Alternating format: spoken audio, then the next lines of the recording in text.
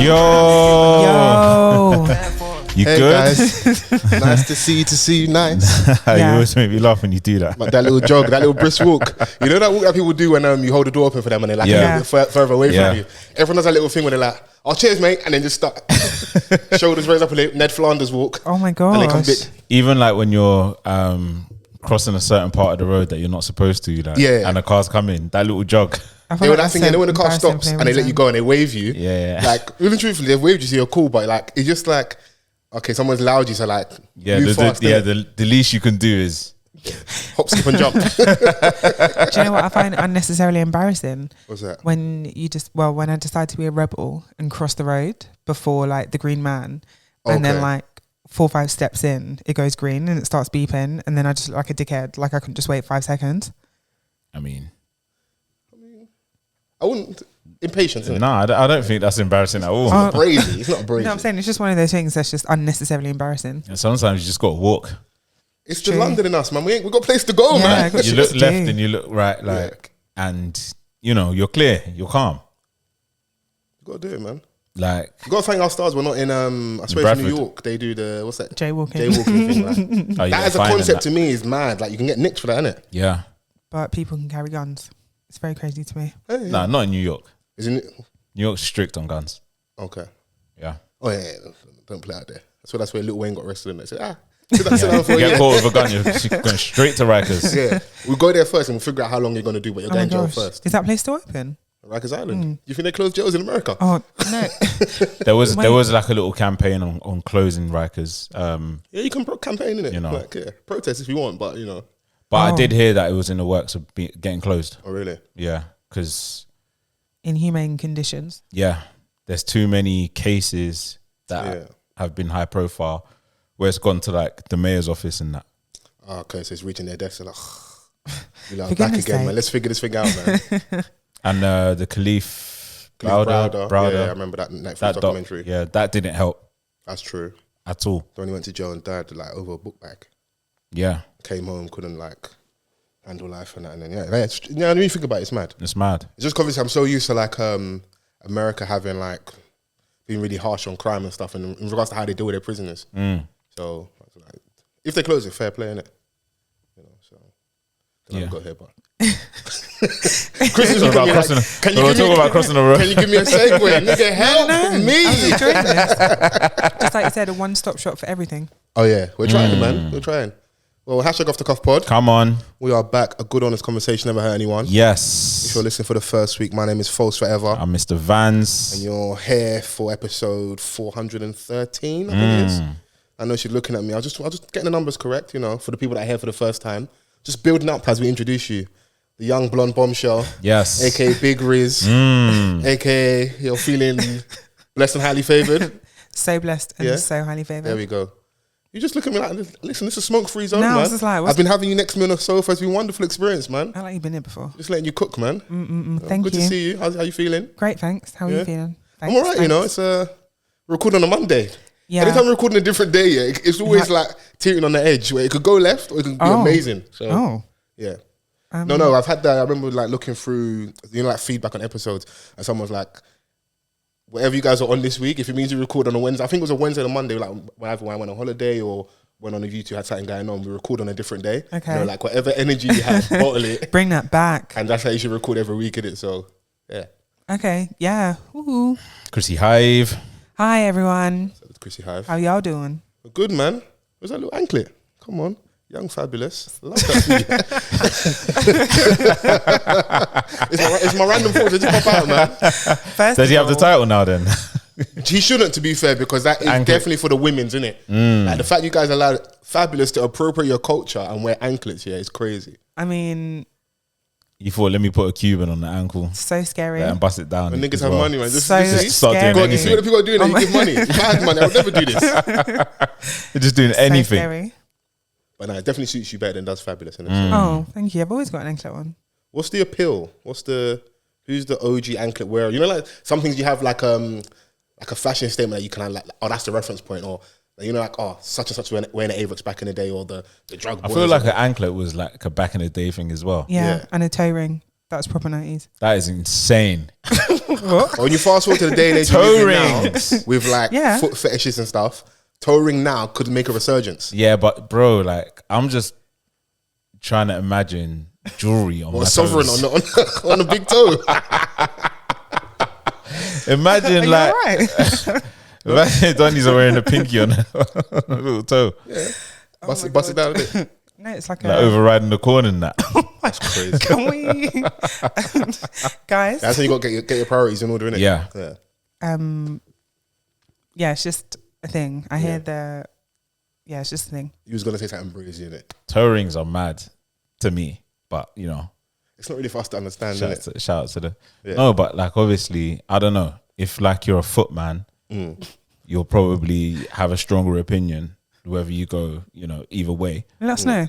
But to me, I'm just like, rah, like this is just, I don't know, like having jewelry on your toes just seems mad inconvenient. But toe rings are shaped different to normal rings. Yeah, I know that, but like still, You didn't know that, man.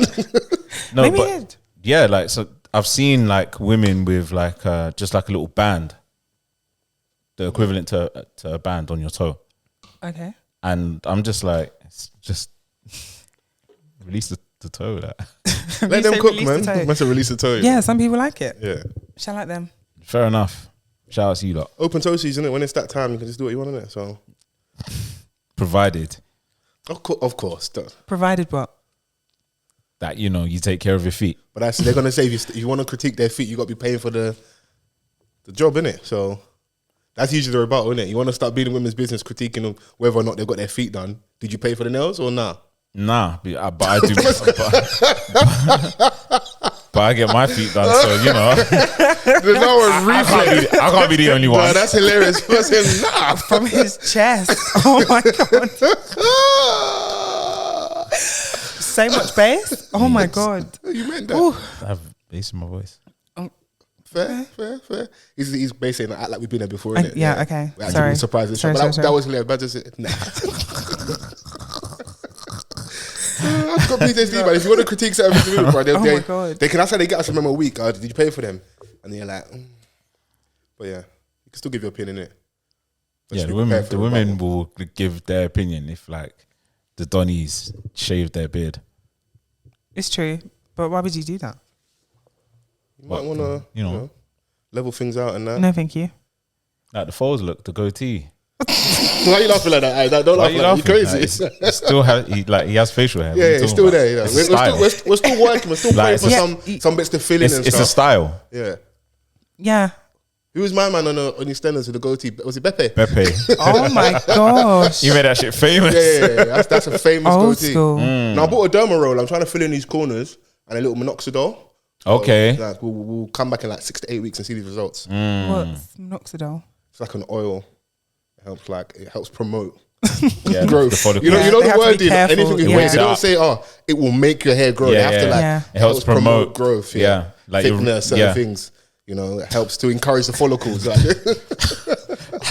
The oils are handing flyers down there. Because you when you're on the high street and like the brothers that sell like the Atta and stuff, they have certain products where like, because you know they're selling it on the street corner, they'll give you the promise, innit? Because you might go there next week and not see him. It's true. Like, my brother, this is the one, but it'll make your bed feel out. I was just like, come on, bro, man. I got eczema as well. Yeah, we're rolling the dice here. I see a bunch of black guys in Westfield. They've got a kiosk. They got this brand. Okay. Just selling like beard care, like so It's you can big even sit business, down. Oh yeah, I saw them. You know when I'm walking like, and you make eye contact with one of the Donnies to try and tell you to come over and nope, look Don't away. support black business, man. Nah, You don't want the full like Aki beard. You don't want that look. I mean, my beard is patchy in it. I'll be the first to say it. Man's doing an 8 mile thing. Chris, are you seeing this? And I'm content. I'm happy with it.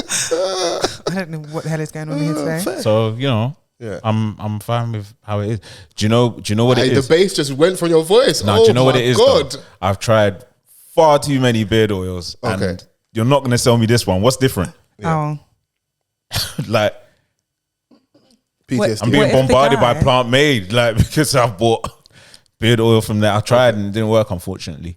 what about if the guy that approaches you has a really full beard, like an enviable beard, and you're like, yeah, of course, like you can't approach man selling beard oil when you ain't got no beard. No. What kind of madness is that? Obviously, but with that, would you then be more inclined to hear what he has to say? I'm just like, you know what? It's genetics. That will play a part as well. Does your dad have like in his head, did he have a big beard? Nah. He was always like, he always chose to have like the goatee thing, I guess. Yeah. Or like, of that era, they had a moustache, like no sides and beard. And I'm like... It's style, man, fashion. Because my dad's in the era of like parting where they comb the parting in and that. He didn't really... Same thing. My dad didn't have a full beard. He had a little goatee. So I look at old photos of my granddad. He didn't really have a beard. But I don't know if he was shaving. But any photos I've seen of him, he had a clean face and didn't have a beard. So yeah, I don't think my mum liked my dad with a beard. Okay. So, you know, kept it cute. It's fashion because you're like, you know, we're weak, man. If the women love it more, we lean more into it. But like, whenever he's grown it out, like if he was just to shape it up, I'm like, it looks crazy. You're like nuts, you know. That's my guy. Switch up the flow in that. Yeah. But he would just grow it for growing sake, and you know. But he was like one of those men of that era that like, you know, shave at the mirror.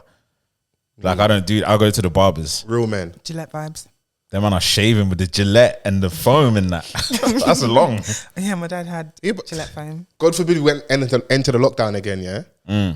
That's the time when having those skills will come out and like, you know. But the thing is that there's new stuff like, you know, that you can use instead of the actual like Gillette thing. But some people like you know, like the feel of a blade and like that's why, you know, the chill out Chrissy. It wasn't you know the old school old style barbers, like so people still like go in there. It looks for that smooth feel. though. Yeah.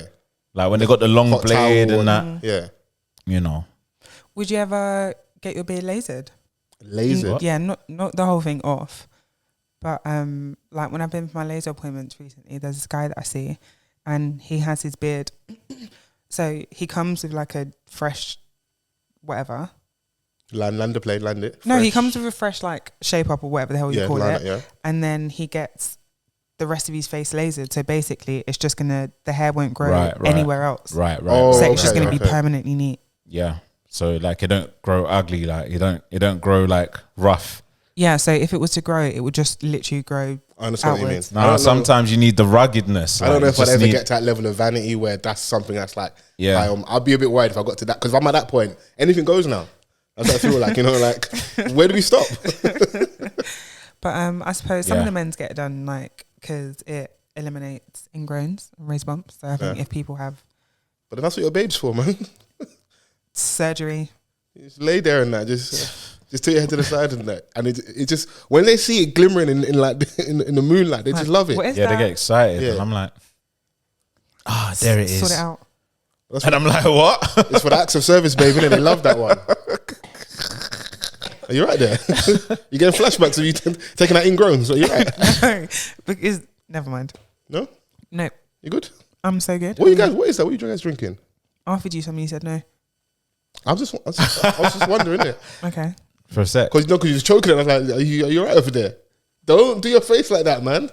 What's going on here? Can we... What's on the docket today? Stop it. Free Palestine, man. Yes. Free Palestine. There, yes. If you don't like this section of the podcast... Sorry to you. Skip it. I'm sorry. Not sorry, innit? So... we didn't touch on it last week, not intention anyway, but shout out to Ore for joining us last week. Yes. Really enjoyed that episode and good to see him as well. So I'm sure at some point we'll get him back on and I hope you guys enjoyed that. Yeah, no, absolutely, man. And get involved in the conversation. But yeah, just seeing everything play out and how the news of even using words like conflict has been reported was very interesting to see, because I'm like, a lot of the stereotypes and negative stereotypes that people have of certain communities, it's almost difficult to not fall in that same mood that people have when you see what's happened over the last week or so. And I'm referring to Israel and Palestine. There was an attack from Hamas. Yes. And of course, Israel now want to obliterate them completely in that. But just from mainstream media, celebs, it's almost like there was this meeting behind the scenes. And I don't want to use dog whistle, but that's what it feels like. Right, everyone's got to be singing from the same hymn sheet. Yeah. And then slowly, as more news has come out, because I think the good thing with social media is that, like, we've been lied to by media for a long time. Social media is where you can manipulate it. Yeah. But in its rawest form, it is a leveler. Yeah. Where the everyday man can put out, this is what's truly happening on the ground, and we can get some level of credible news source online. And I think that started happening. And I slowly started even seeing like Rishi Sunak tweeting today saying they're pledging a certain amount for aid to that region. When before, the tweets were different and the stance was different, you know? So... Yeah, and the beauty of like everyone being a reporter in some sense, like, is piling on a huge amount of pressure because, you know, I'm seeing like it's always been free Palestine, by the way. Do you know what I'm saying? Like, this is not anything new. This is just like so severe at this point where, like, you know, you're seeing 6,000 bombs being dropped in the matter of 6 days. Yeah. Do you know what I'm saying? Women and children, it's being videoed. We're seeing like footage directly from these like horrific scenes, like live and direct, which we haven't seen before in this magnitude. So it's like, to the people that weren't informed before, there's a lot of information out there, accurate. Because if you follow like the mainstream media, like, it's portrayed in a certain way to sway opinions to those that, you know, is unaware of this. Yeah. Do you know what I mean? And then you got the protest over the weekend where I saw thousands upon thousands on the streets of London. Yeah. You know, starting from outside the BBC studios. And yeah, it was just tremendous to see. But like, I think even if, like, you know, you're not the most politically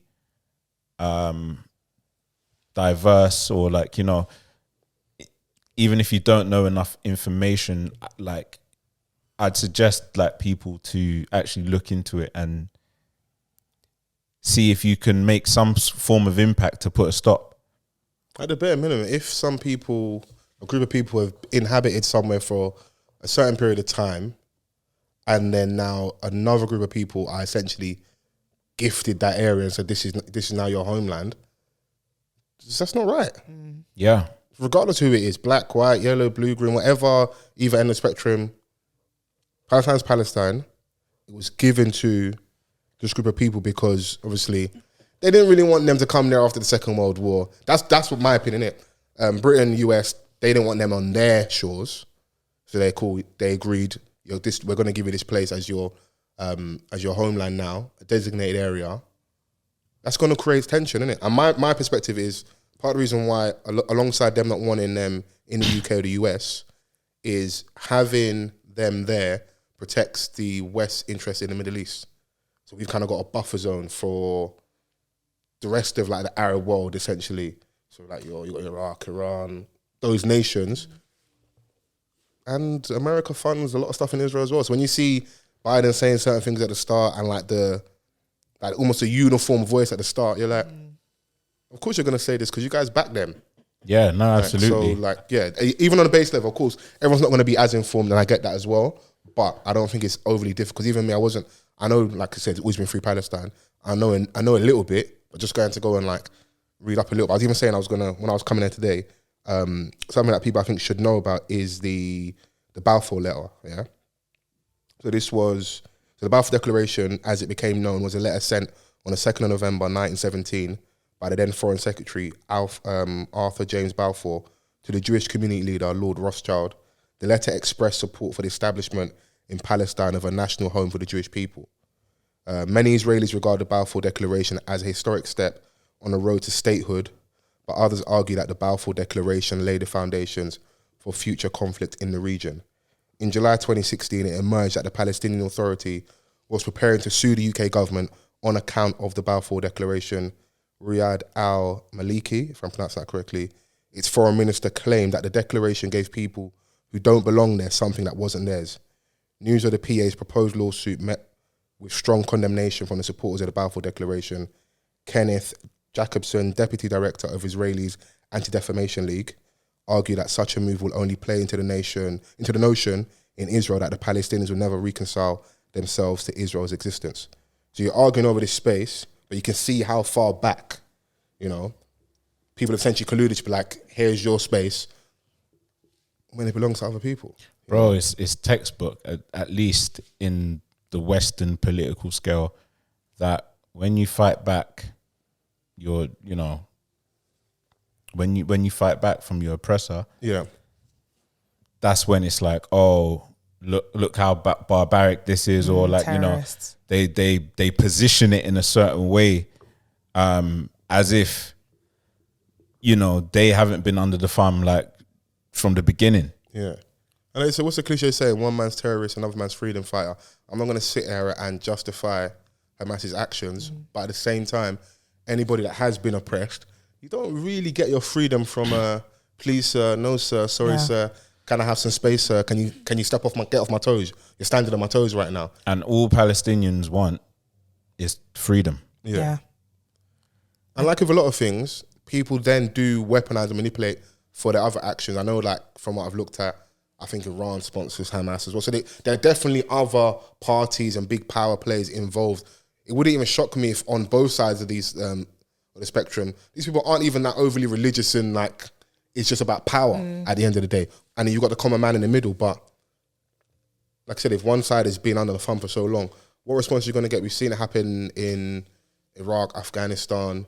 You see back in the day, like Bin Laden was a friend and then later became a foe, when it's time to like use proxy, like America and so the West and like Russia, when it was like Cold War times, they're fighting proxy wars. They don't fight on their land, they fight in other people's backyard and sponsor certain people. And then when you get full out of line and you don't want to, protect their interests, then they get rid of you. So these things they're not new, but at the same time, I think we're waking up a little bit more.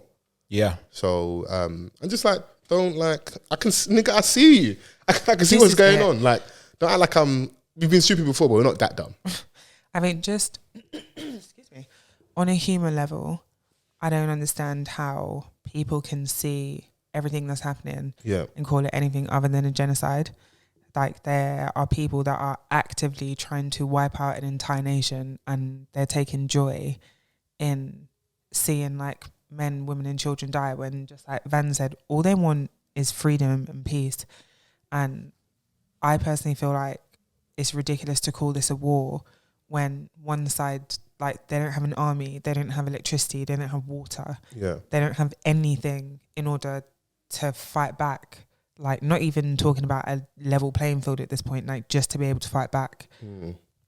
And God will punish, like, I think, just like you said, like, the Western powers, everyone's involved somehow. Like, they've got their fingers in lots of different pies, like on whichever side.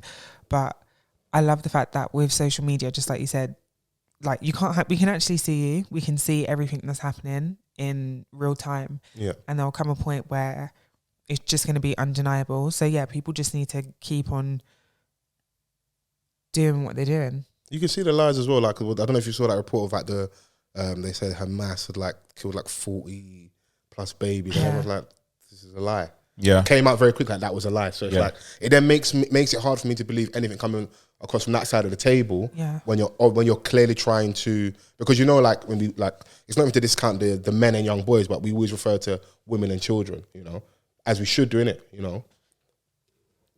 So you're trying to weaponize that and going, okay, cool, it's going to tug on people's heartstrings, and then it justifies your actions later down the line. But if you've seen you're lying now, what else are you lying about? Another thing that's been amazing about social media is how quickly it can dispel misinformation. Yeah. So there was, I believe it was an Israeli politician or someone associated with that side, and they had posted a picture and said, this is like, this is proof that Israeli babies have been burnt and all the rest of it. And someone had reverse engineered that picture and they realised that it had come from AI. Like the whole picture was AI generated. 20 or whenever it was, we didn't have the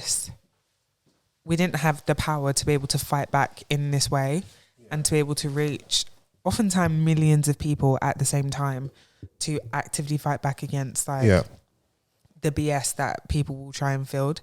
And it's amazing. How do you guys feel about celebrities and their responses, you feel like they should be speaking up? Yes, I do. Yeah. Because this is something that affects everyone. You may not be from one side or the other, but we've spoken on here quite a few times about like not in my backyard. Yeah. It's okay, and like because it's not happening to me, it's fine. But eventually, if you keep on allowing the powers that be to get away with stuff like this, eventually it will reach you one day. But then you might end up doing a Justin Bieber where you tweet out or Instagram a picture about pray for Israel. These times the actual photo is a photo from Palestine, like from the Gaza Strip. So I think that's the only thing where I'm like, and I'm asking that because I don't know if you see DJ Vlad put something out where like some long, like he basically was saying Drake and DJ Khaled should speak up as two of the most famous Palestinian Jews, innit? But I'm like, niggas sing and dance for a living. That's their job. I don't want someone that isn't informed enough on a topic to go out there. Of course, it would be nice, like I see today, Santa and Dave tweeted like Free Palestine. For some people, that's a big deal in that. I get that. I think when people say like, celebs should speak, it's not that you must give us like a paragraph. Yeah. It's just a statement, just like that tweet, Free Palestine, or do you know what I mean? Like, and other celebrities that have gone towards the other side, saying pray for Israel, they've just posted that as well. LeBron James did that. LeBron James, Floyd Mayweather, CCR, they started cooking her as well because she put something out that people, she wasn't on the right side of history for some people, innit? Yeah, it was more Israel leaning. So that's my only thing. Now I don't know if they're getting some words in the ear from PR behind the scenes, or they've gone and looked and that's how they genuinely feel. You don't know. That's my only thing where I'm like, if people aren't informed enough, at the end of the day, these aren't political activists. They aren't people in the community per se. There's people that have a voice because they can dribble well, they dress nice, or they can sing and dance for the most part. And sometimes when they speak, a lot of them aren't that intelligent. Did we not laugh last week about LeBron when he was saying about the book that he was reading? So a lot of people were like, so that Malcolm X book that you were promoting looks like you didn't read anything at all from that book. Yeah. And listen, I have my thoughts a little bit. I do get it though, because you have a voice, innit? Yeah. And if you've spoken up, you have millions of followers and stuff. Literally, like that. There's a lot of people that are influenced by these people. Yeah. So, that's all that people want to see. Like you know, be on the right side of history, be informed, and make that statement towards like a greater cause. Is it easy to have that stance though? Not in a rude way, like maybe you don't have as much to lose as someone on that level when you've got like endorsements and brands and interests that you have to still keep sweet. Is it easy for us to sit here and go, they should do X, Y, and Z when we don't know what they have on the table and they might be risking? Absolutely, but like when you're in a spotlight, unfortunately, you're going to have to eat it. Yeah. And I think in this particular scenario, there have been a few statements I've seen, I can't remember who from, that were just in condemnation of the violence in general. And to me, that's a safe space to be in though. This is it. Like, and the reason I feel that whole like just not saying anything is a bit is because you can just have a stance against the violence. It's horrific. Any way you slice it, for either side, like people are dying. Yeah, of course. But some response to that is that like at the same time, that's what happens when it's wartime. People do pass away. It's not nice. Civilian lives are lost, innit? But my thing is when you start seeing, they have like there's rules of engagement with war. Like some things you can and cannot do, like treaties that have been signed. Like these are I don't know if it's like Geneva Convention. Certain things that like you have to follow. When you see certain nations like absolutely bypassing that, you're like, yeah, this is nuts. And this is it. I think in this particular scenario, for me, it's just the level of what's the word I'm looking for? The sheer imbalance of power. Or just the lack of power on one side. Yeah. This is bullying on like an insane scale. Yeah. You are asking like forcing the evacuation of a hospital. That is insanity. They couldn't wait for something to happen for them to justify in what what they've been doing, because it's been relentless. And my thing as well, yeah, and this is me speaking for me, so I want to be careful how I communicate this shit, is the initial attack for a place that like is very much engulfed by Israeli security forces, surveillance. You know, like how in the UK we'll be on like high alert for terror attacks. Like, a lot of these the big forces, they know what's happening, they know when some things are coming. It wouldn't shock me, in my opinion, if some entities allowed that initial strike to happen, because then it's easy. You justify your actions better because something's happened. Yeah. Trust me, when it comes to warfare, like stuff at the top level, stuff happens where, you know, you need something to justify your actions, innit? It's how they all communicate. Yeah. Do you know what I'm saying? Like, because you can't just go and bomb them without, you need, okay, cool, yeah, Hamas attacked us. You know, and I know that leans more towards conspiracy theory folds, but I just genuinely believe that that's a big, strong possibility. I don't doubt that at all. Like, you never know who's in cahoots with who. Yeah. But for me personally, what I take like the greatest umbrage with is like, we cannot call this a war. Yeah. They are being like, I don't even know what the word is, but there's not an equal balance of power. There is no power on one side. Like you have, like they've referred to Palestine as the world's largest open air prison. You've locked these people outside, or you've locked them like in this place with little access to just the basic human rights. The internet, electricity, internet. water. Yeah. And that to me felt like, okay, cool. So when we do what we want to do, they can't really report it. So, you know. Even, so this is just from a BBC reporter, yeah? So earlier we reported on some of the pro-Palestinian demonstrations at the weekend, stuff that happened in London. We spoke about several demonstrations across Britain during which people voiced their backing for Hamas.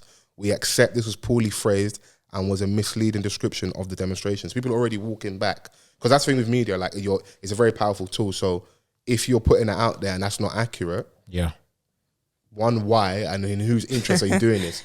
So for me, just for you to tweet that and say it was poorly phrased and was misleading, it's cap. It's just a full-blown lie. You knew what you was doing. Yeah. Because people weren't out there going, oh, we support Hamas. Yeah. From what I saw anyway, it was, these people need freedom. You're bombing them to oblivion. And like, what's the, I was seeing that their population's quite young because people don't survive out there long. Yeah.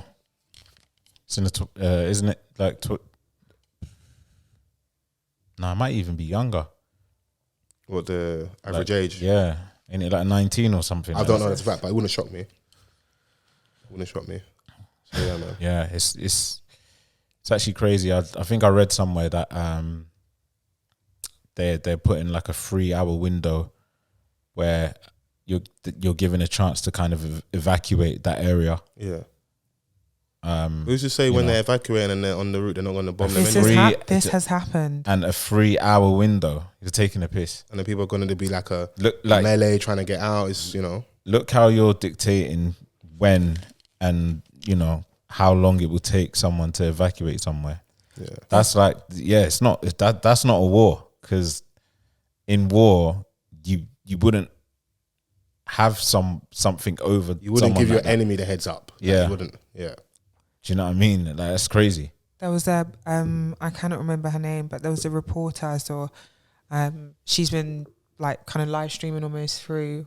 She's in Palestine, and she was saying how they asked them to evacuate. They gave them a certain amount of hours, but then the route that they were evacuating on was bombed.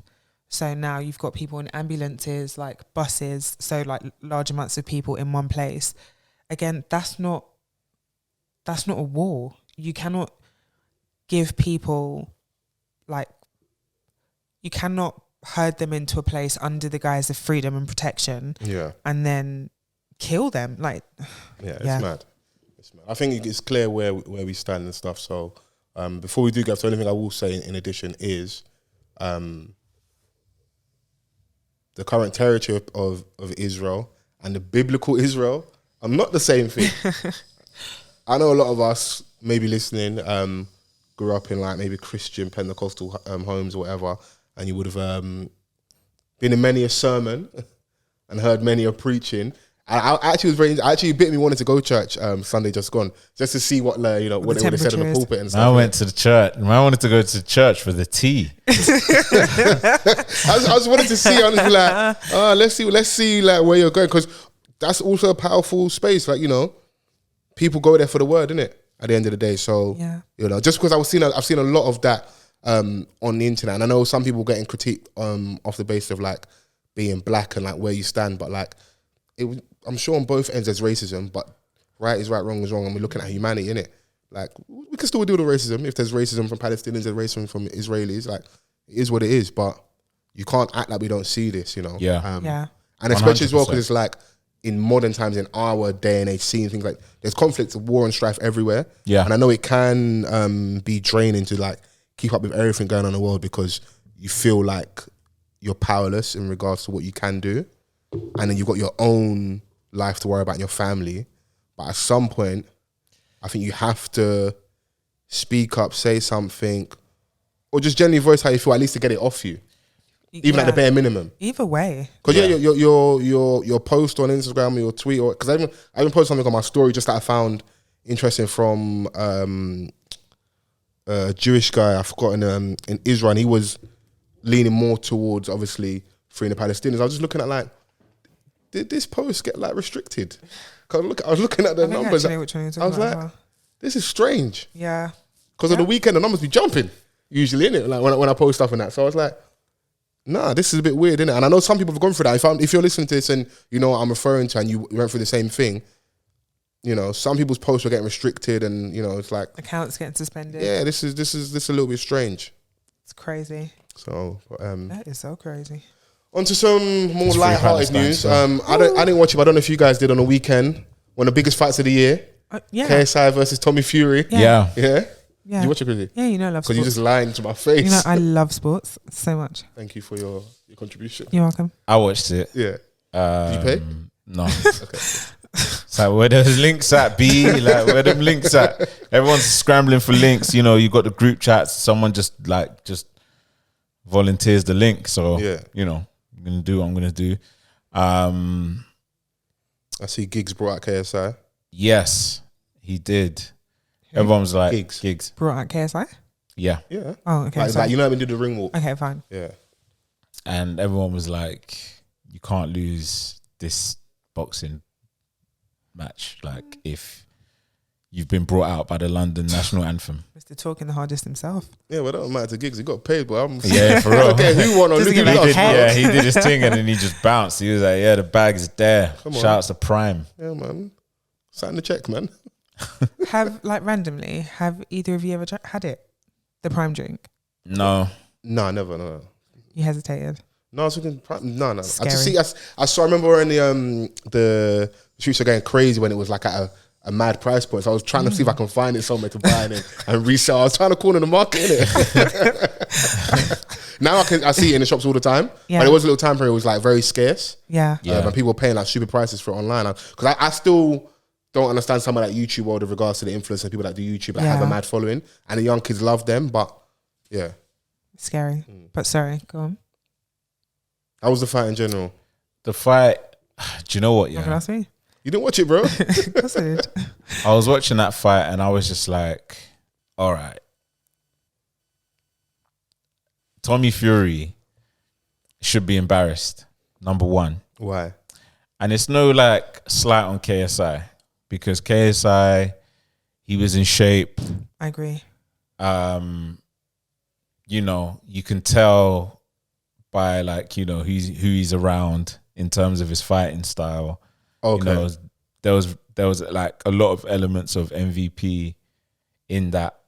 You know how he is in my winning page, just sports. Yeah. Just in case you know how he like, he jots around, he's got his hands up. There's a lot of showmanship from Michael Venom Page. Yeah. But KSI did it in a way where it was just like, right, you're just star jumping around this ring for 6 rounds. Man, you got to move, boy. Yeah. Tommy Fury's got long arms, bro. You got to keep some distance. He was moving and he was trying to like always hit Tommy with the haymaker and stuff, but he was like trying to keep busy. And like, for me, Tommy Fury, like at least the first 3 rounds, arguably, KSI won them. Okay. And Fury had a point deducted. Right. So it was just like, all right, there's 6 rounds. A lot of people were saying that the first 3 KSI took, plus the deducted point. A draw, people would have, like a lot more people would have understood. I think a draw is also good for business because then we can legitimize the rematch. But Tommy Fury didn't look great. Professional wear. Oh. Be honest, let's have it right, yeah? You know them mutes in the ends that like cut through life because their older brother's a bad boy. That's Tommy Fury's always been meaty. Yeah. Tommy's meaty. Huey Fury's meaty. Even the dad back in the day was meaty as well. The only actual like certified fighter in the family, is Tyson Fury. I was gonna say familiar. Familiar. It's Tyson Fury. I don't know about the bare knuckle dons in the background, the guys that like fighting behind the caravans. Them guys, they might be serious. So if you see me outside, this is all pod commentary. Yeah, this is sports commentary. Content. This is all content. They don't care about content, but they'll bite your head. You know. Hey, listen. Bare knuckle, there's no rules, bro.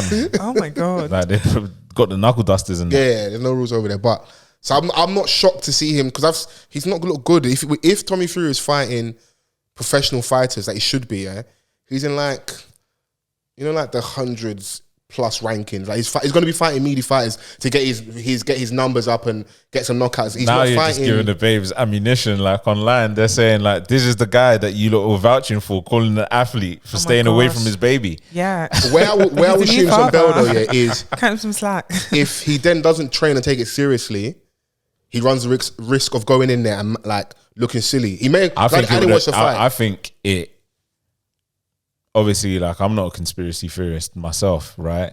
You're not. When man say that, so just go on. But I'm just like, with how the fight turned out and how it looked, to not just myself, a lot of people, everyone was like, they're not sure about this decision. But from the Fury's perspective, from the Fury name, this is a bad loss if it was one. So it looked like, you know, or Brian envelope jobs. Like, you know what I mean? Man said, if you want me to fight Anthony Joshua in London, my brother needs to win this. Okay. Shit, I'm not mad at that, man. Load the conspiracy. Don't say you're not, bro. Load the conspiracy, bro. My thing is, obviously that space is very much the Paul, so Logan and Jake Paul and KSI, because they kind of built the YouTube boxing. But when you're fighting a professional fighter and he is a Fury, also there is still the issue of like influencer boxing versus proper boxing, because the viewing figures are crazy for some of those fights, and like they feel like it's jeopardizing some of the stuff happening in legitimate boxing. So it kind of is low key to your conspiracy. It is in their interest for basically a professional fighter needs to go in there and absolutely knock out a YouTuber, like a big one, and like show that there's levels kind of thing in it. Because a lot of them, they've been cutting through in it. So yeah, maybe not, but I hear what the girls are saying, but at the same time, I know like you guys love Molly May and she's done a couple giveaways and that. Tommy Fury is a scrub, in my opinion, fight-wise, but money and financially, like I know you guys think Molly May's a breadwinner. I think rumours like $20 million last 2 fights. Like let's chill out a little bit. Like Tommy Fury, he's cool. The reason why he's staying in his space is because he knows his media over there. Yeah. Keep milking this. I'm not mad at him, bro. Fair. Keep milking it. Stay over here, get the bread, and one day come online and just like show your bank account, let these women know that like fair. I needed the 3 months away. Is he your brethren or something? No. But I just wanted to load it, man. I wanted to be factual in it. Fols had enough. Yeah, I want to agenda. Yeah. Can I agenda? Agenda waking. No? Yeah. But I hear Tyson Fury was there, and he didn't look bothered one bit. He didn't even come into the ring once. He was in the audience, looked like he bought his drip from Bershka, and he was just fine. Man, you know what? If you're gonna have smoke for everyone with your jokes, I like that. Don't be scared. Run some jokes to Tyson Fury as well. That's fine. You know, I mean, Bershka, looked like he didn't have a care in the world. Do you think he cares? This is like, it's to their credit they've built something that we're actually going to watch for like a spectacle. But we shouldn't be watching none of these guys. Shouldn't be taking it seriously. But we're kind of the suckers, really. You got but that's his little bro though. Like, what, you're not gonna, if you're the heavyweight champion, your brother's meaty. What are you saying? And I'm gonna come, obviously, but like, don't embarrass me. Remember what's that tweet? Ayomide Rise, don't waste my money. Ayomide Rise, don't waste my money. Listen, he was never going to lose, innit? That's how I look at these things. Oh, do you think so? Nah, man, I don't like. Even if he's meant to, like officially, he's not going to lose. Unless KSI floored him, there was like, and if it's going down to the wire to like, you know, the decisions and stuff, then it's just gonna be like, all right, cool, we can manipulate something. KSI's won with a knockout after he elbowed someone. There's been stuff that's happened that's been favourable to him as well. So swings around like remember, it's not a regulated space per se in the way like proper boxing is. So it's still, we see Swarms get knocked out. This is the nice side. Bro, 4 seconds in. And did a press conference after say, yeah, man, I've been out on lagging, on the piss, smoking, drinking, but I just knew, basically said like, the guy said he's got no fitness, but he knew he had to smoke him in one round, and he did it. Like someone in an interview after knocking me out like that, yeah. But it's a puncher's chance, isn't it? So he did what he came to do. Man robbed the bank. Yeah, I'm out. Bank job. Yeah, done. Teeth to live in. I feel for him because I'm like, because you've all the way leaned into that space, musically, it's unlikely we're going to take you seriously. You had 1 or 2 songs that... Fair enough. He went viral during lockdown. He got that following. Bro, I said this. I called this years ago. Like, that's shit about going viral. Yeah, you get all the eyes and ears on you, but how do you translate it to money? Like, if genuinely his passion was music first and foremost, you'd want to, like, I've got 1 million followers on the gram now, release music, but then you go and do that YouTube boxing thing. I remember when he first went in there, like a lot of people, he wasn't necessarily in shape. Then he got really like in shape. He looked really good, like health wise. Like, he's taking it seriously. I think he got 1 or 2 wins, and then getting knocked out like that, it just kind of, it ruins like your reputation. Because now if you come out of a song talking was, no one ain't trying to hear it, bro. Bro, I'm happy that this is happening. That's hate. Yes. That is hate. That is nothing but hate in your heart. Yes. Oh my God. Chrissy, did you see that? Even I didn't think it was hate. Hey. Wow. And this is not a personal attack on the guy. You can't do that. You say whilst personally attacking him. I'm happy this is happening, that he's getting bread somewhere else other than music, because the more of these smash and grab artists are out of here, the better. It makes it a more healthier scene. Like, you know, it filters out all the bullshit. Oh, okay, so you say like him getting fists up in the ring over there is like, it's going to make your bag over there. At least he's getting a bag over there. To go studio.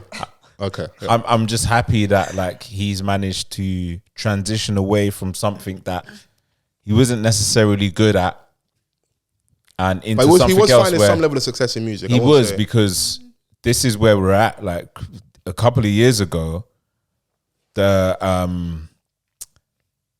Donny that got the Boohoo deal. What was the meme? The Boohoo. Why are you going so fast? Why are you coming fast? You sound so old. Like, why are you coming so fast? But I feel like sometimes the internet kind of overinflates those things. They're fleeting things. They're never going to last. It's not like it's not a threat to the music industry. The cheeky girls. Like, it's not. Yeah, like Jedward. It's not. Exactly. And Jedward on the right side of politics and history and stuff. I like. Do you know what? Yeah, that's calm, innit? Pop is over there. Don't bring all of that into here. But as our scene gets bigger, we become more pop. So you're gonna get that as well. You're gonna get, may even get like, some of the bigger drill songs like Keisha Becky. They've got a dance. They're not the most violent songs where they're with the baddies on. So you get more pop elements of everything as we get bigger. You do. But if it's done well, then cool. Yeah. Keisha Becky, like, I'm not going to hear it. Like, I'm not going to listen to it all of the time. But when it comes on, I can understand it. And I only reference, just I was going to I went to go and look at Swam's top 5 on Spotify, innit? Oh. And Keisha Becky remix is number 1. Leica, number 2. What's Houdini. That one? Ring on the Leica. No? You said it. Listen, I ain't going to try and do the melody. Houdini with Tion Wayne. I don't know Get Out of My Head with Simba, but do you remember Motorola with Dino and them boys? Yeah. Bro, there was like a little... what the hell is that, bro? There's like a small crop of like those artists that were making those kind of...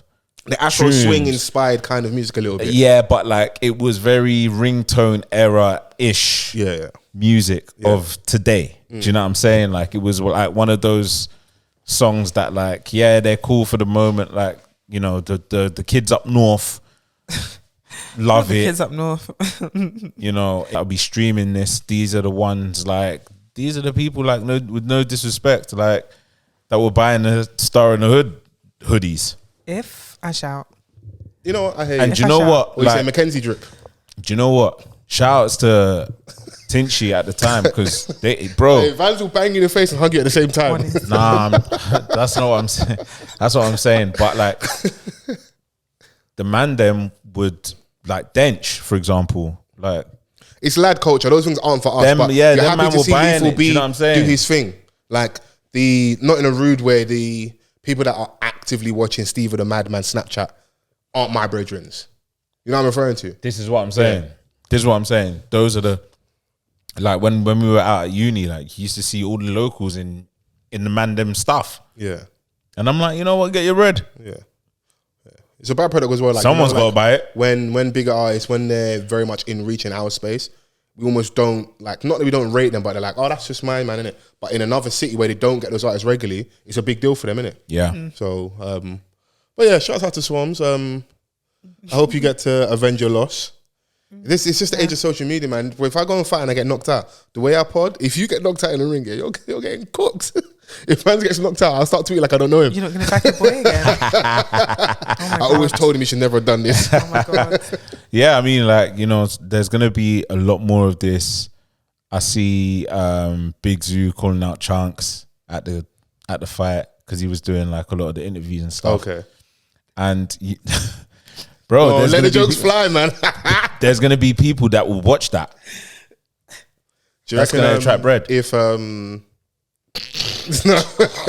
good? I was gonna say, who would do Chunks' ring walk? Do you reckon he'd do his own ring walk, singing Chris Brown? Follow. Yeah, That'd be crazy. Yeah, or Philly or something. Yeah. Get Philly. Yeah, fair enough. Fair. Yeah. Crooning. Vibranium and that decent song. Wasn't mad at it. That's funny, man. I do know it is. Why not, man? Run it. Yeah, because so Big Zoo was interviewing Tyson Fury. Right. Post-match and blah, blah, blah. And KSI's brother walked past. Oh, Deji, yeah. Deji, and like, you know, he's super gassed by Tyson Fury being there, innit? Like, okay, he's like, oh yeah, you know, like, oh, I watched your fight with Mayweather, like, you're the real deal kind of thing. And like, Deji's like, oh my God. I'm like, okay. Hater. He's like, yeah, you should be in the ring. Like, I'll pay to watch you fight, blah, blah, blah. And then Bugsy Malone just happens to be there as well. And Tyson Fury's like, oh, this guy, I want to see him in the ring. Oh, like, Bugsy. Yeah. He was like, because he trains. That's how he trains to keep fit and stuff. Like, yeah. And he gives that energy if I want to have a scrap. I said it. Remember we had the podcast episode ages ago. I was like, I'd like to see him and Savage Dan get in the ring together. Did yours cut as well? Yeah, it did. No. Yeah. Wait. Yeah? I think it's Fols' mic. Can you hear me? Oh, no. That's No. what the problem is. Oh, yeah. How did you manage to eject the That's nothing? nothing. We back? We good? Yeah, you unclipped it unintentionally. Can you hear me in New York City? Oh, my God. I was saying, I don't know if it's in or not. Fans have to do his little on the edit and that. Bugsy Malone and Savage Dan. Get it on, man. Let's see it happen, man. If Dan wants to do it. The way he be talking, he better get in there, bro. He's back in the gym at the moment, so you know. The man I'm always back in the gym every few months, so that I love it for us. I saw a clip of Dan though, like punching this thing.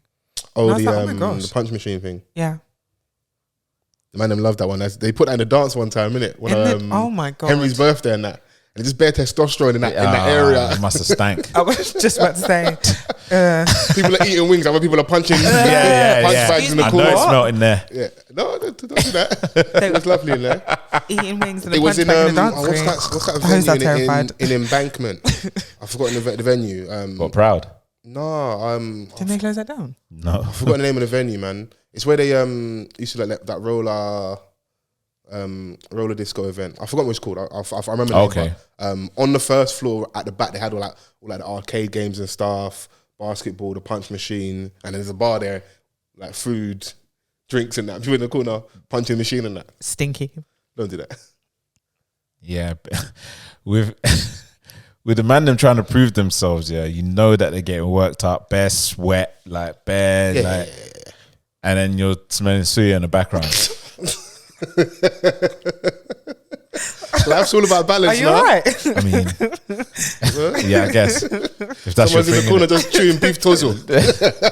well, another don is vexed because another don got a higher score in a punching machine. Crack I'm actually 800 gonna in lose that. it. That thing's it's weird, man. You and if your babe is watching as well. If that's, come on, you know us, man. Bare peacocking, man. I told you we're weak, man. Fair. Yeah. That's like, not me, though. Okay. Who else fought on that fight? Were there any other noticeable fights? I wasn't interested. Okay, that was just the main one. Yeah. Before we get off this, do you think this is this can be a legitimate like threat to like proper boxing in inverted commas? I think they can both stand in their own arenas. Okay. It's just that boxing took a long time to get here. Yeah. And this thing has, taken like, the shortcut, basically.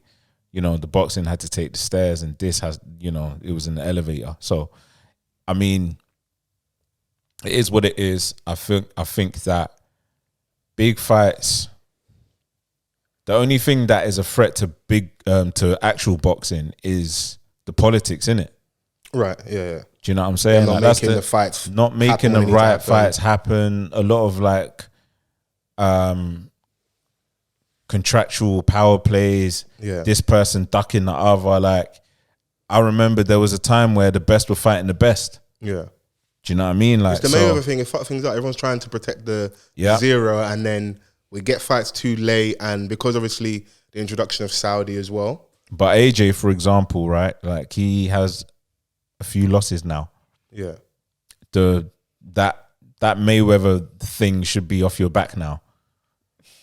Yeah, but that's also kind of affect go for what you need to go for. Because of how he's lost as well, it's made people. I know it's a mental inclined thing to watch him fight a little bit as well. I know it's a mental thing, and these athletes are real people. They go in there for. It's bread as well. It is bread. It More is than anything, it's really money. I'm not going to go and fight someone, take the risk, and it's minimal P's when I can potentially wait and just fight. It's like the Joyce Don. It's like the Joyce Don. He went back to the Donny that slept him. Oh, the Chinese power. Yeah, he slept him. That's what he says. The second time. Yeah. Zhule Zhang is a big dude. Big dude. He knocked him out bad, Joe Joyce was like he protects, like he defends punches with his face, like just face out. No, genuinely. He's got a large face. Put it this way, so you know like when fighters have like their attributes, he's saying, I've got a good chin. That's not a good attribute to have. Yeah, like what? Because eventually, what that means is you get hit regular, bro. The whole point is to not get hit. Yeah. And you're there promoting your... And heavyweight boxing, these are big dudes like 17, 18 plus. Fam, anybody hit each other different. flush, you're going to sleep. We saw it with Andy Ruiz and AJ. My man come in there, belly rolls, and that doesn't mean nothing, bro. I put my fist in your face, you're going to sleep. Yeah. Oh, yeah. Wow. Yeah. And Joyce slept. Yeah, it was bad still. That chin that you were promoting was false advertisement. Oh, goodness me. And it was so funny as well. When the fight was over, his promoter didn't even like, he's basically like, yeah, we're going to, it's over, basically. Yeah. When your promoter's like, yeah, you have to go back and reevaluate. You ain't reevaluating nothing except for this contract. Yeah, we're done. I can't sell you anymore, innit? Because in the day and age we live in, you have back-to-back losses. AJ, we watched the fight together. He lost to Usyk twice, yeah. People was talking about him like he's the worst thing really ever, like a scrub, innit? So I think that also affects things as well. So, but the influencer thing is good because a lot of these guys are more well known than the average boxer. Because most big boxers can actually walk down you past the street and you wouldn't even know who they are. This is like the equivalent to celebrity deathmatch in human form. Just without the creative license of like having actual weapons in the ring, but it's like the premise is there. Like, do you know what I'm saying? Where like you're not gonna get like credible, famous people. Chris raised that eyebrow. You're right. This is a safe space, bro. Yeah, so you're not gonna have credible celebrities take part in this, but there's space for reality TV stars or people that are looking to people that had fame in the past, like trying to come up again. Maybe what's that babe Renee on Instagram and that. They've got this UK Miss baddies. Yeah, they need to get her in the ring with someone. I don't know if there's another babe out there that's like what's the other girl, Rainbow, the one I was. They've got them doing what's the baddie show, Natalie Nunn. They've got them doing that. I see one girl gripping her like a a dining room table chair. She looks, she looks so she scary. looks possessed. Bro, I hate if they can get her in the room. I hate this depiction of black women, you know, I can't lie. It doesn't have to be like era. political. It's just, you get I that in all we have I ratchetness in all cultures. I know, but this is just me. Okay, yeah, go on. Because, like, you know, you've got them out here looking like brutes. I said brutes. Don't do that. Fam, like, I saw a little trailer going around on social media and I was just like, all right, cool. I know that there is going to be a market for this because, like, above all, yes, we are grown ups, but we also like messiness and we're all inner. We want to see what everyone is talking about. Whether we stay throughout the whole season watching it or not, we're still going to contribute to some views. Yeah. You know what it is? I'm not mad at those shows. I can't act like I haven't watched a lot of reality TV or ratchet stuff like over the years. I just don't think it translates well over here. I think that's very much an American thing. Like, that's their thing. Yeah, that's fair. And they may not accept it. There may be a lot of black people that have the same sentiment as you, that like it sets us back as black people, or like, you know, it's not a good depiction of our black men. I mean, I'm not going to say all of that. I'll put a bit of spice on it. Yeah. I'm just saying, like, is it tasty? Tasty. Like, constant conflict, and we speak about like how certain things have an effect on, you know, young boys and how they're impressionable. I know it's not the same scale, but influence is influence. And which one is this female incel culture? You trying to say? That's not what I'm saying. I'm just saying that like a lot of people watch this and think this is normal. It's the American influence on our culture. That's what it just simply is. That's all it is. Yeah. You know, someone's always got a problem with you, like, or like, you know, you've gone to a restaurant to piece things out, no food, just water, to splash in each other's faces. Yeah, it's a competition. Who can like douse someone in drink first? Douse. Yeah. I was like, old school Love and Hip Hop. They don't even feed you, lot. If you watch the old, you like the original episodes, you're like, right, they don't even feed you. Like, this is crazy. But you're in all these establishments, all this drink, all this food, and you're just there. That's why mouth, Jim Jones was running riot. Remember when Jim Jones made the little man apologize? Yep. Samaya Reese's manager. Yeah. Oh my God. He held his chin like, look at the camera. What a villain. I was like, I love that. Maurice, that was my man's name. Yeah, the little man. There's little contracts where your safety like wasn't covered. Yeah. Oh, wow. I was like, do you think the way you behave was conducive to you moving around this city? That's the Love and Hip Hop I love. The old school stuff. Is that when, like, I was watching that early. Guys were saying they wanted a baby like Chrissy. Was her name Chrissy Lumpkin? Yeah, the one. Yeah, because she beat up Kim Bella. She flogged her. The one that proposed to Jim Jones. Yes, that is the one. Yeah. I mean, that's not what I was going to say, but yeah. With all the badness that you portrayed, look how you embarrassed yourself on national television. Oh my God. You got to bend the knee and kiss the ring, innit? It happens, innit? It happens. But everyone has to get onto them, but they're still together. Yeah. Many relationships have faltered, marriages popped down. Somehow they're still together. No, Jim Jones and Chrissy. Yeah. Oh, wow. Kim Bella was the one that said to Emily B that was going out Fabulous that she'd engaged in some adult wrestling. She volunteered that information, and then that's why Chrissy beat her up. You remember the OG episodes? Yeah. Wow. Yeah. You seem wow. I'm just giving you some my Do you know what? History in it. That season and the first season of Love and Hip Hop Atlanta, I watched. Yeah. I was like, you know what? I'm cool. Prime time television. Atlanta's the Nene one, right? That's the Real Housewives, I think. Honestly, it's so hilarious that we're the one doing the comedy for this. I know Chrissy. Do you know what? Like, where's fucking Lock, Stock and Two Smoking Barrels? Do you know what? Like, I haven't really watched Real Housewives, but like social media and all the memes and stuff, the ghetto. Right refrigerator. Yeah, it's American. Like that's what I'm saying. It's all that stuff is more just American culture. So, but listen, if the content drops and it's lit somehow, some way. But you're right, it doesn't translate well over here. I don't think. Yeah. You're not gonna get a PLT deal, babe. Like it's not fighting gonna happen. on baddies. What's the show even called? Baddies UK baddies. What's it? I don't know. You don't even know the reference. I don't know. Yeah. Damn. No, actually. Speaking about respectability and blackness, we've got to talk about someone that loves to talk as well. Jada Pinkett Smith. Shakur. Alcina. Alcina Shakur. Jada Alcina Shakur. Jada Pinkett Smith. Alcina Shakur. Wow. How can Smith be the middle name? That's insane. Insane. Yeah. Do you know what? Not too much on Will. Sometimes, like, yeah, we do too much. Oh. Yeah. Oh, okay. She's doing like. She actually just needs to shut up now. There's no shut up. I don't want to hear it anymore. But she has a book to sell, so she's got a memoir coming out. Will had his own memoir a couple years ago. Yeah. And Jada's now has her memoir, which should be Don't out. you have that? Huh? Don't you have that? No? What's that? Don't you have the book? First of all, Oh, you got the Will Smith book? Is that why you're going to bat for Will Smith? no. Ask her if she's read it. And you're one of them people. Just you post your book and that. You're moving like LeBron James. What's the Will Smith book about? What's in there? Give me your top 5 favorite things in the book. Screaming. Sorry, I have to do it. That's wickedness. That's wickedness in the fridge, you know. Because that was unprovoked, bro. Why did you reveal that? No one would even have known.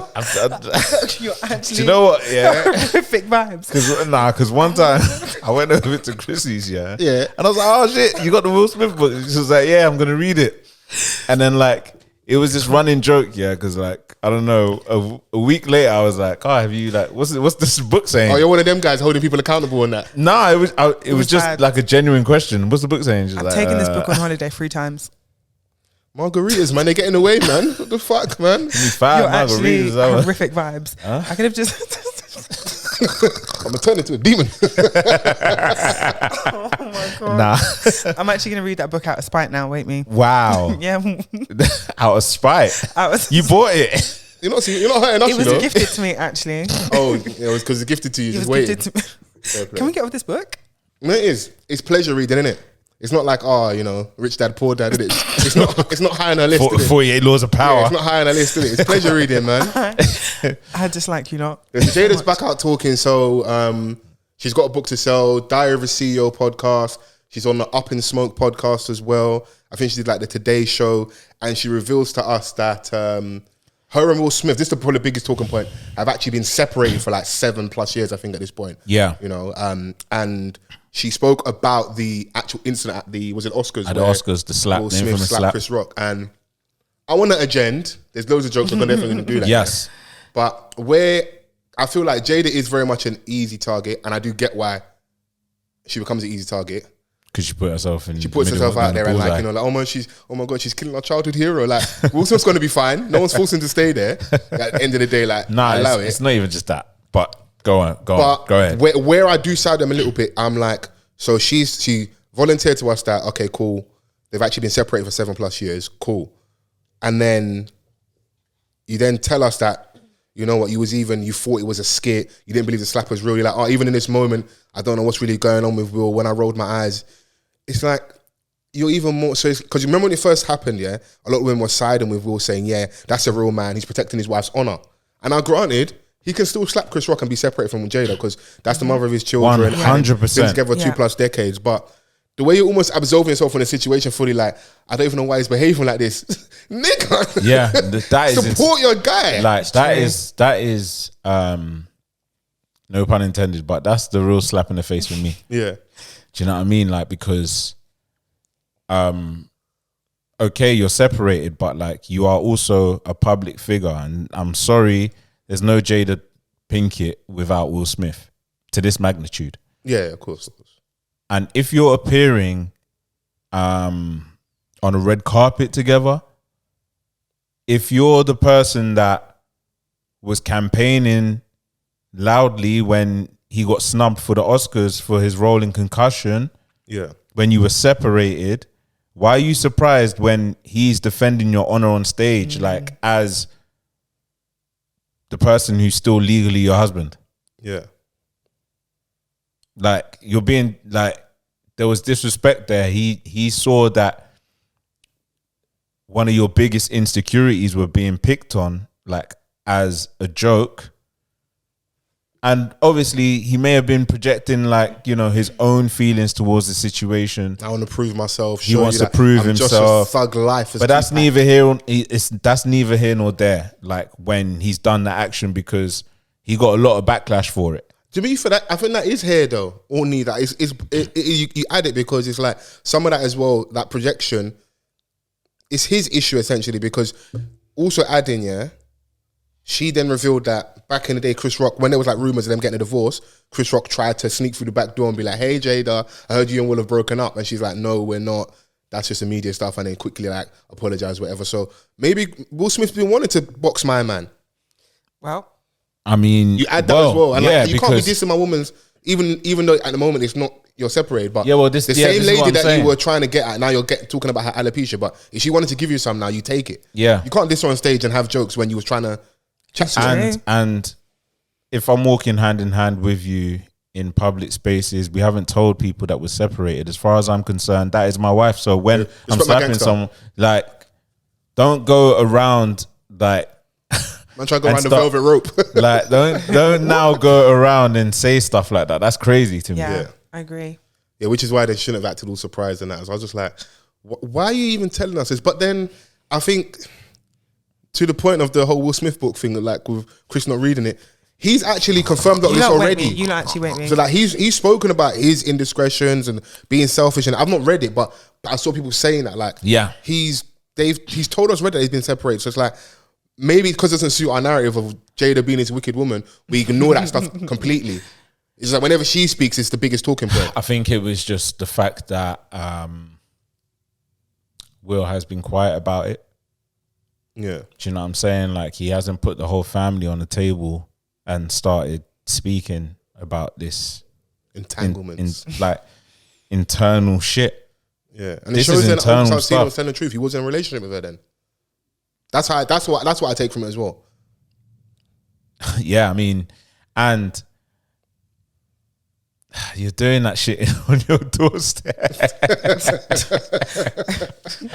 Oh my God, man. Yeah, it's funny. It's like, and then you tell us that Tupac proposed to you in jail, and I'm just looking at Jada like, do you think like niggas in jail will say anything? I'm so shy for her. And a part of me like is like, rah, like, this is all like been blown out of proportion, because she also says that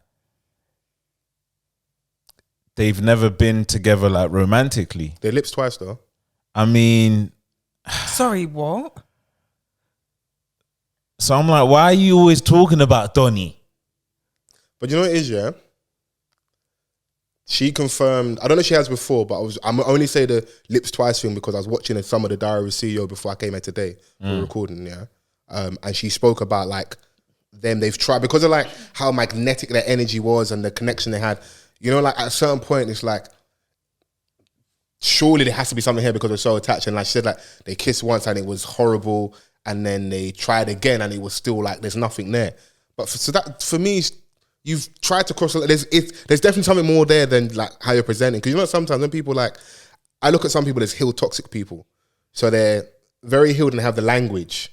And they take their time on a long pause. They're like, they've gone to therapy and they start using therapist language. I'm not like, there's eye contact. But then too much. I feel like they can be condescending when they speak to you, almost like you're stupid. Like, you was fucking with Alcina, but you call it an entanglement. Like, stop talking to us like we're dumb because you want to dress up a certain way. Like, if you want to do hoe shit, innit? It's just the truth, bro. We redefined our marriage. No, you and my man are in love. There's business there. There's family. There's the image as well. He also may not want, you know, some man, they don't want to get the divorce. Like, they won't sign the papers. He might be that guy as well. He may be holding on to her. And the way she's lashing out is like telling the world. I'm giving you no choice. Yeah. Wait me. Because he's admitted being selfish. Even like one of the Red Table episodes, they talk about, I think Mum's on there, where she was crying on the wedding day. She didn't actually, she was kind of not, I wouldn't say forced to get married, but like, because she was young, pregnant, they wanted to clean it up a little bit. So you didn't necessarily start from a good place. So it's not a surprise why she wants to fuck Tupac's ghost. Like, come on, man. Like, come on, man. Okay. I understand. And obviously, like, I mean, I don't know what the pressures were back then for Jada. Yeah. But I can imagine, like, she must have known what Donnie was like, Will, in terms of his personality. Like, because when he turns around saying, like, yeah, I was selfish, you've just been made to sit back and like look for any type of flaw that someone may seem and say that like my over the topness was too much for you. But here we are. Yeah. Like, But it might, because she might have had to take a backseat career-wise, because, you know, you're chasing this dream of being the absolute guy in Hollywood. He was the premier Don. So it's not, to me, it's not far-fetched for him to be selfish, because doing that, there is an element of selfishness, because, you know, I'm so laser-focused that, like, my family need to take a backseat a little bit. And you see it, like, as guys get a little bit older, then the missus will have more of her time, like athletes, when, like, they get to retirement now, they go and have that, you know, like that last move where it's like, it makes sense for the family, or my missus doing her career thing, like, cool, business endeavors is about her time, because whilst I'm doing this is a short window. I have to, everything else has to be catered towards me. The kind of family is in service to that person until this train stops. And if the train never stops, you can become selfish. I don't think it's far-fetched. We love Will Smith, but he could be like a, yeah, good example dad, how, like, you know, it was portrayed over in the Beckham doc. Yeah, that's true, yeah. Do you know what I'm saying? Like, and you know, he's the go-to guy. Obviously, you have a career as well, but getting with the guy, you know, the dynamics change a little bit. If your husband is sought after, do you know what I mean? Like, it's like when the powers that be in Hollywood decided that he was going to be the main guy, and he had that run where he's like just in all the blockbuster movies, like, you know, the box office guy. He really was. You know, like, there's going to be an element of that, and I think, like, a lot of it is to maybe part of the reason why, like, whenever they're on the red carpet, he puts all the spotlight to her. Whenever I've seen them on the red carpet, it's always all about her. But she's also, like, expressed like some of those things, a bit of, like, his flaws, where, like, he would do these big grandiose things when that's not really, and some of that is maybe an element of it, like, oh, look at me, I'm showing off my wife, where like, but how do you deal with me day to day, really? All I want is for you to take the bins out. And now listen, I know men and other than, like, I'll do everything, and this all she does is complain. For some people, like, if this thing with Tupac is this thing where you can't compete with a ghost. Like, no, it's not, like, like, and that nigga was in Juilliard one day, and then the next ring, you know, 2 guns up. Yeah, not like, Juilliard. If this person, you know, sometimes in life, it's not nice, it's not fair, but some people are just drawn to some people. Like, they have this thing, and if the chapter's never fully, because remember, because they didn't end their friendship, it got ended for them. I do believe in that. So she may be mourning that forever, innit? Like, but within that, you know, respectfully, yeah, we've all had enough. It's a collective thing now. We've had. Do you know what it is? We haven't, though, because we will continue talking about it. Everyone goes, oh, why does Jada keep talking to us? Because we keep responding, and I've got a book to sell. The thing is that, like, how this came about, we were minding our own business, and it just appeared, bro. Yeah. And I'm like, again. Yeah. And then it's the fact that, like, we're getting quotes from every single publication that she's been on. But they're milking it as well, because the reality is most people aren't going to go and sit down and watch the half an hour and a half interview podcast. But the clips, the headlines will be like, yo, Jada talks about her relationship with Tupac. Jada addresses the gay rumors on Will Smith. Jada talks about them being separated. So those little clips are 5-6 minutes. They're easy to digest. Those gay rumors. Oh, bro, they said he was out shagging Dwayne Martin. Man, stop being silly, man. There's been rumors have been there for ages. That's part of the reason why she doesn't want to, like behind the scenes, why she does what she does to him, because she doesn't want, if she was to come out and be honest. I've never heard this rumor. Gay rumors have always been there. Today years old. I have never heard these things in my ears before. I know that Hollywood, like, it's always, yeah. Wow. Yeah. Dwayne, he was in. He went as my man, homegirl from Wife and Kids, Gina. Tisha Campbell. Yeah. Martin. Yeah, Dwayne Martin. Wow, my brain. But yeah, she addressed that as well. So okay, maybe that wasn't a known thing, but I thought it was a known thing. But yeah, it's been in the air a little bit as well. Because remember they've got an open relationship. They kind of like do their thing. That's been there as well, isn't it? So so to the point I'm making is that, like, the publications are also milking this story because they know the salacious elements of it are gonna attract us, innit? If she's talking about her mental health and stuff, we've had that on the red table, innit? We want to know the sex and the sordidness and what's really going on. Are you guys together? Are you going to break up? And it's over it. Will's just out here shining his Oscar. Yeah. But I still feel, I think his public image has been dented a little bit, though. A little bit. I mean, a little bit. I was trying to be nice. The thing is that this whole Jada Pinkett thing going around talking has been going on for a number of years, even around the time where he won the Oscar. Yeah. So he's still out here releasing movies, and you know he's getting the plaudits. Yeah, that you know, it's been a long time coming for Will. Yeah, do you know what I'm saying? Like, and I still haven't watched King Richard. Good film. It's such a good movie. Yeah, he has a really good performance in there as well. Yeah. So I mean, I can't sit here and say, you know, the performance was Oscar worthy, but shout outs to him for winning it. Many Oscars they won for stuff that wasn't It's deserving. true. So I'm not gonna be mad at a black man for winning an Oscar when they didn't necessarily deserve it. Shout out Will. About that particular story as well. Yeah. So I'm with you. He's definitely been cracking on and still been successful, but just the fact that thing happened at the Oscars, it's bleeding into his like real life and work. Because that thing with Will Smith, bro, to make a man it affected him. Yeah. Affected him massively. And then it's another thing to talk about. So, you know, and the dynamic of their relationship, and like look how Chris Rock has moved after as well. So like, yeah, man, I don't know, man. So this is the reverse of what we were discussing last week, Fair Play. Oh, okay. Where the couple, where the man's just... What are you saying, Jada can't handle Will's face? It's too much. He's getting all the roles. It's too much. That babe actually just needs to shut up now. Yeah. I've had it. I don't want to hear anymore. Maybe he's done something mad scandalous behind the scenes. He's just flogging it because like, I never will disgrace you publicly, but in regards to what he you kept his actually hose done, in check. But he kept his hose in check. Yeah. Hers went and made a song about it, featuring Rick Ross. Damn. And it wasn't even a banger. Damn.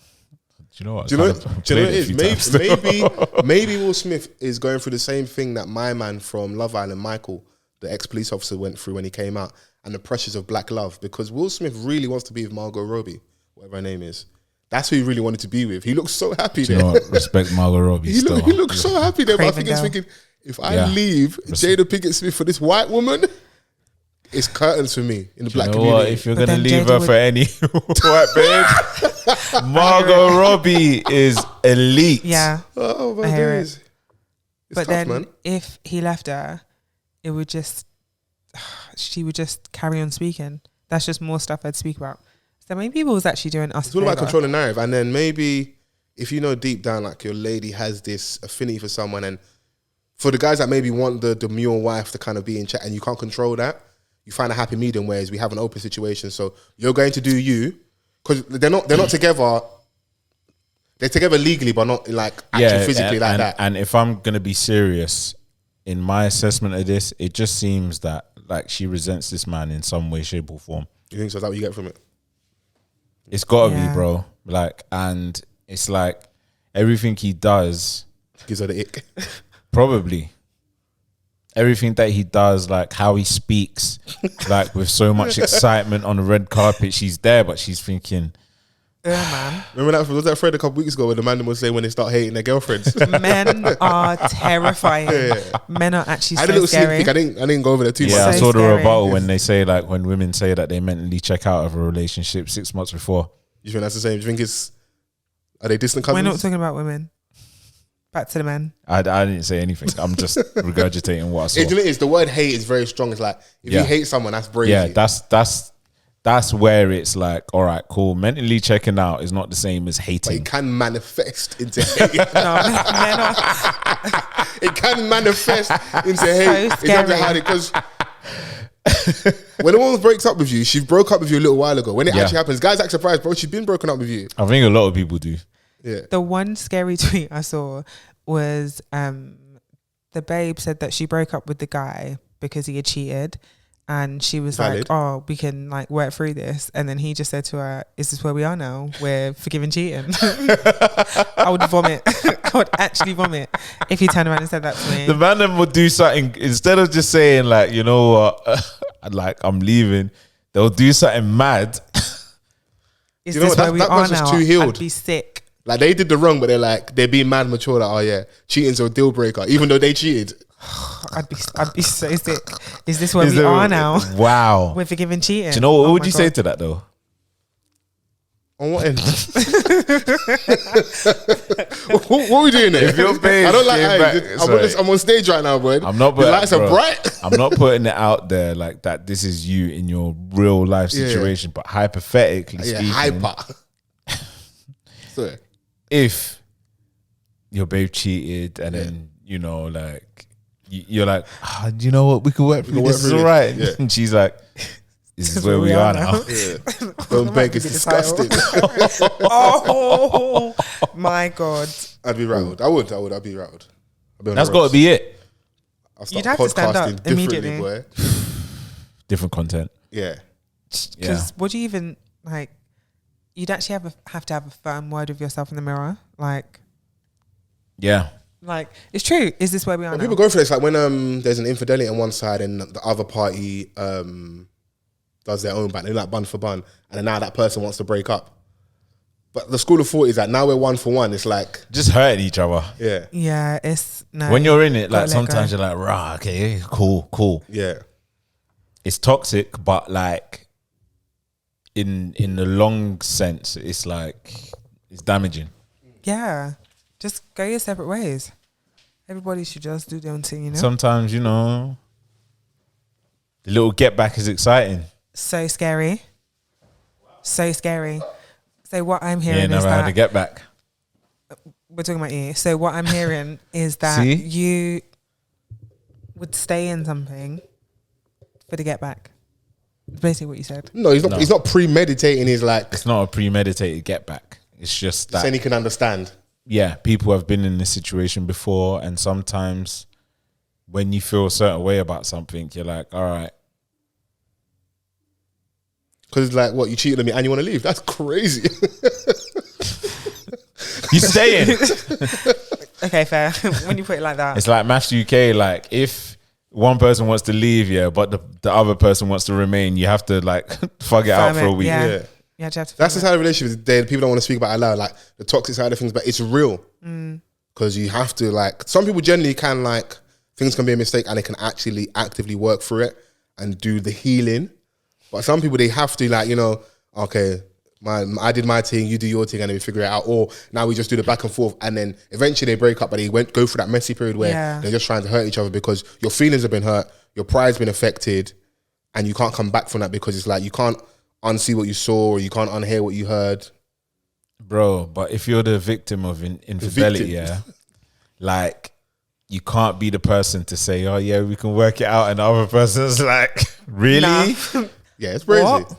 No, stand up. Like, the knife is already in your chest, you're just twisting it at this point. Or she. Can we get off this infidelity chat? Okay. Sorry. Yeah, faithful black man. Hey, yo. Oh, don't do that. What? That's a good thing. Yes. Yeah, so are you not a faithful black man? Vans eyes. We're just like jokes, isn't it? Really? Pod content, isn't it? Nah, it's good to be, you know. Yeah, come on. You have to. You can't say the word. What? Get fans off the stage, man. Like, you good?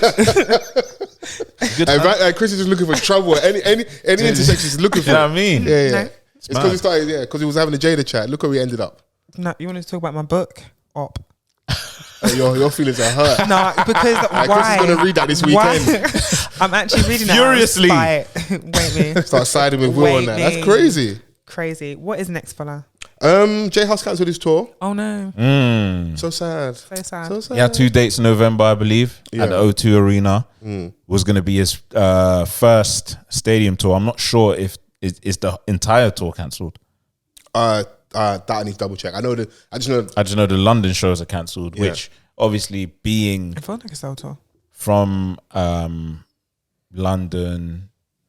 It's kind of a homecoming thing, isn't it? The last time I saw him there was Drake brought him out when he came out of jail. Yep, he referenced that in a bar somewhere. Can't remember, but I think it was the intro of his current album. Yeah. But yeah, man, do you know what? I think it's unfortunate. I think there's been a lot of reasons as to why people think. Why do you think the shows or tour was cancelled? It can't be it not London. selling, because that's just impossible. London. Yeah. I think there's been a lot of things floating around, right? And one of them is how quiet it's been surrounding the concert. So then that could allude to it not selling as well. I can't imagine someone that's not outside like that who will be like one of our premier, if not our premier artists. We waited for ages for a highly anticipated album that his 2 London dates are not selling. Unlikely. I can't imagine that. I don't mind being wrong, but I can't imagine that as being a legitimate reason as to why those 2 dates in London are cancelled. It's got to be something else. It can't be they were struggling to sell tickets. That's one of the elements. I think they can still go ahead with what they had, and I believe that, you know, it was selling, but not in a way where the reaction would have been different, I believe, after Big Conspiracy. The whole thing is cancelled. So it was Glasgow, Birmingham, 2 in London, and 1 in Dublin, and they've all been cancelled. All right. So in that regard, I don't believe that poor ticket sales would be the reason for the entire tour. Yeah. I was just talking about, ironically, the hometown. I could be completely wrong. But then on the other side, there's also been talks about his mental condition. Right. It's possible that it's not in the right place at the moment, where it's difficult for his team to get him down and focused on, you know, the upcoming tour, which is his biggest to date. So there's a lot at stake. There'll be a lot of pressure, of course. There's a lot of pressure, and it will all fall down on him. Yeah. Do you know what I'm saying? So if that's the case, then I'm not mad at them cancelling. Obviously, it's shit for the fans, but your health comes first.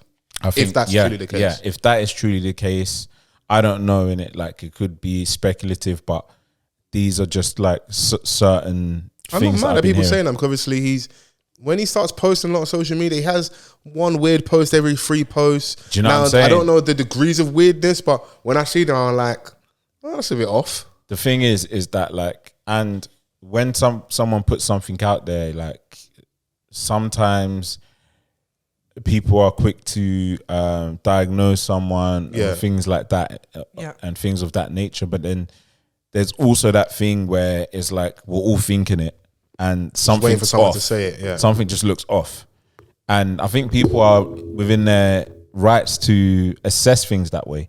I'm not mad. Do you know what I'm saying? Like, so I think with those things, like, and then there was something else that I think I saw a tweet from Mimi was speaking about, like, the relationship Huss currently has with his fans ain't in the best shape at the moment. Do you think so? Where's that coming from, that ain't not being in the best shape? Because the album was well received, and if my angle of, like, it can't be ticket sales, I don't think the album was as well received as the previous two.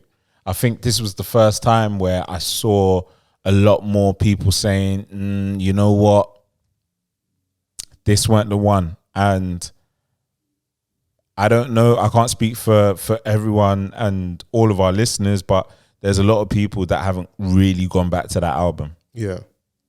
I can't say that I'm one of those people, because, like, there are a select few songs on that album where I would take away and still have in heavy rotation, whereas, like, his previous two, I would listen to in full.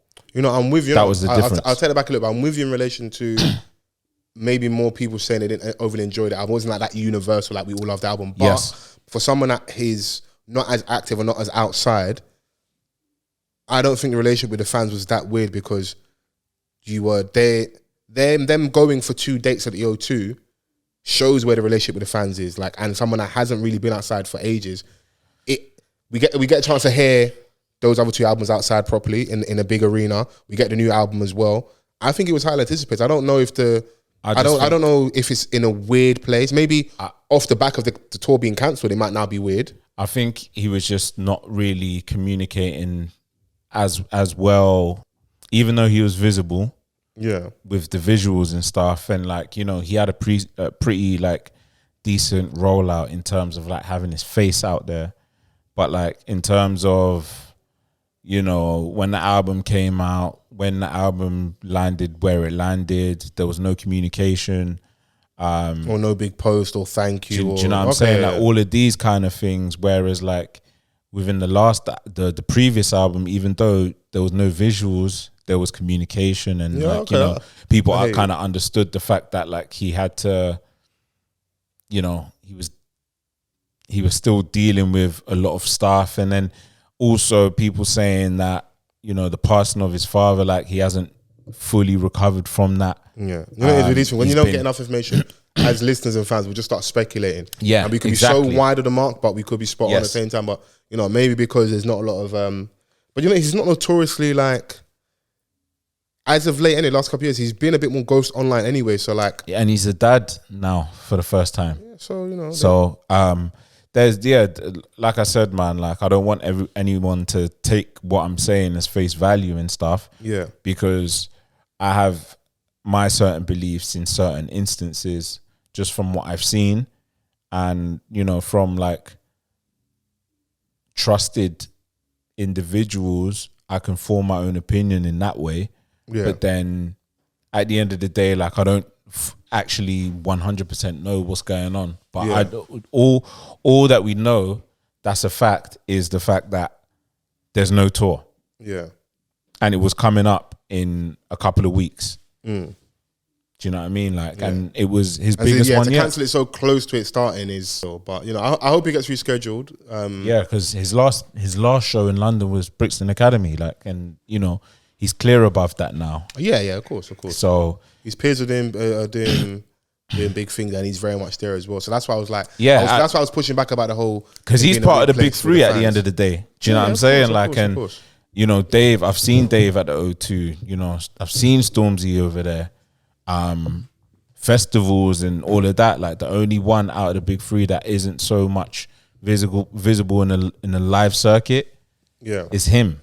Maybe the business is not necessarily all the way right behind the scenes as well. And people will arguably say that he's the one that has the best music that would bring people out in a live setting. Yeah. We'll see, man. The thing is with these things, you always get a chance to walk your theory back when the truth comes out. Yeah. I mean, I wish him the best though. I wish him the best for sure. No, of course, if it is a mental health thing, then absolutely. Your health comes first. It's shit for the fans and everybody else, but fuck y'all. It's just the truth, bro. My health comes first, isn't it? I agree. So, and then whatever other theories are out there, we'll get to confirm that those are true or not, innit? In due time. So yeah, because you know he had a tune that was like on radio all summer with Drake. Yeah. Should have been a video for that, but there wasn't. But you know, even those things are kind of weird. Like, did you miss the mark? There? It's weird. Like it's weird to say you missed the mark because the song I'm sure did well, but like. It would have brought it to, you know. Or maybe release a song first and then get Drake on a remix, like, you know, to even boost it more. I don't know. That's just my opinion how they should have dealt with it. But, you know. From when they led with that being a single, they should have locked it in. Maybe, like, you know, there was timelines, which was, you know, but get it done in one way, shape or form. Yeah. Hey, man, this is the music business. Yeah. You get me? I agree. I'm going to say before we go, though, what we watching? Any show recommendations? I am almost close to finishing The Bear. Welcome. Season 2. I'm really enjoying this season. I must say. It's like 35 minutes on average each episode. There is one fly through it. Yeah, there is one episode where it's like an hour and a bit long, but there's a lot of context within that episode. Yeah. So it kind of makes sense, and it's like a retrospective episode as well, like where it's a scene from the past. But then it's like slap bang in the middle of the season, and then it goes back to the current state of where they're at. You know, they're at the point where they're about to open up their own restaurant, and you're seeing like all the shit that goes into it, but like everything just seems so real within that cast. Yeah, like they just seem. It's like you're watching a reality TV show, but like in TV show form.